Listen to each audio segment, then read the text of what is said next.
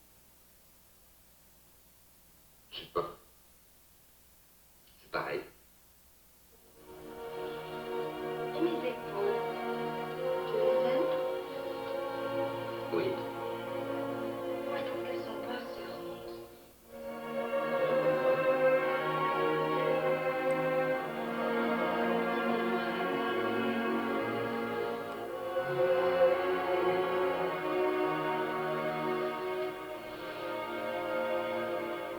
Et mon visage. Aussi. Tout.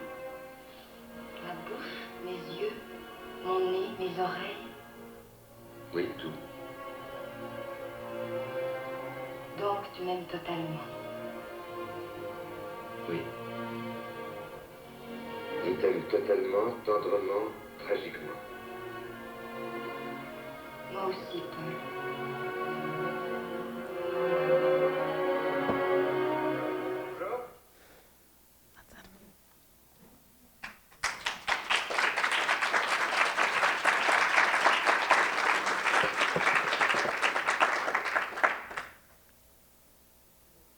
Is there some question?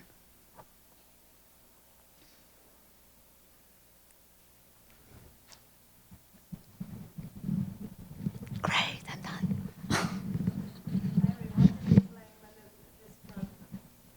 The film. Well, you asked why. What was the choice for the fragment you just played?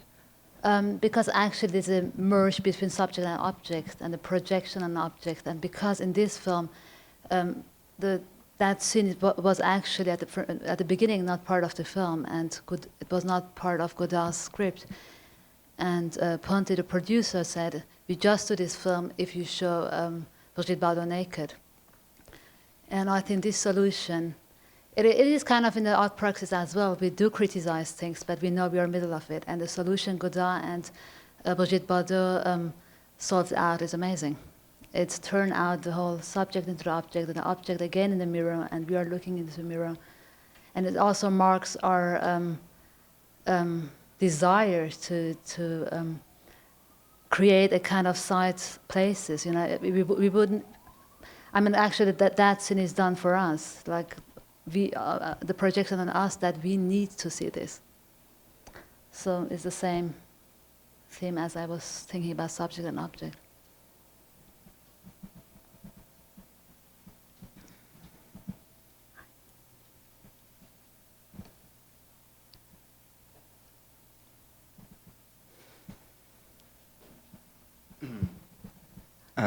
Hey, I just wanted to, thinking about this question of the institution, let's say, and I'm just going to just bring up a very small example. At MoMA, for instance, there's one room with kind of smallish doors, I guess, and it's got all of the some works by Rauschenberg, Twombly, and Jasper Johns in this room. And I'm just wondering about then how you think to kind of solve these issues, this problem that we're in, I guess, as an artist who then can kind of perhaps expect maybe an artwork to fall into this kind of autonomy within this kind of museum structure. What are some good devices, I guess, to deal with that? For instance, in this room, there is, of course, this wall text, and it doesn't mention at all their intimate relationship. It doesn't mention this contextuality of their homosexuality or anything in this regard. And so I'm just wondering if the artist is then somehow responsible for their own textual, like you say, with Donald Judd, et cetera. But are there, yeah. I'm actually not against that curatorial shows can be set up in a wrong way, because I have the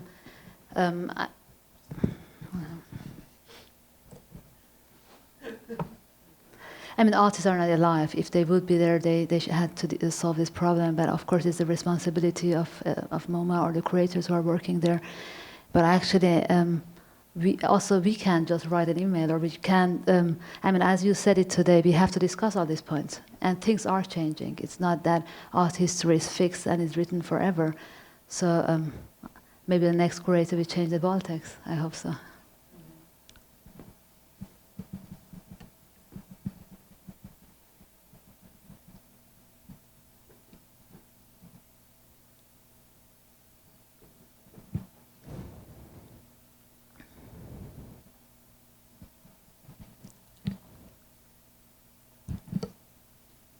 Hi. Nairy, I was just wondering if you could talk a little bit about the issue of access when you're talking about the wave of reference in art, especially as well as sort of a social awareness, how those two things sort of create a divergent viewing experience or access point for viewers who may or may not have art historical context.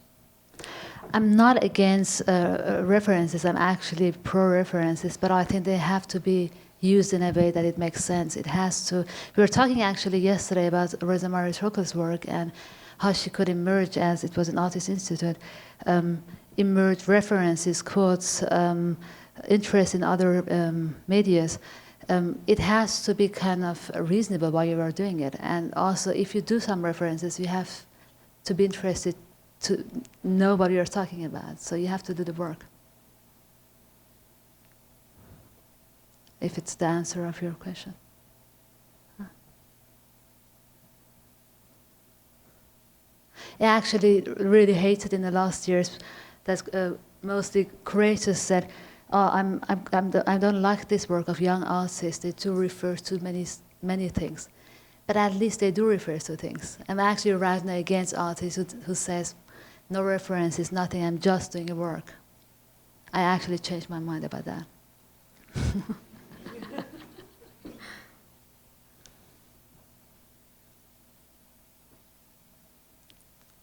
Great.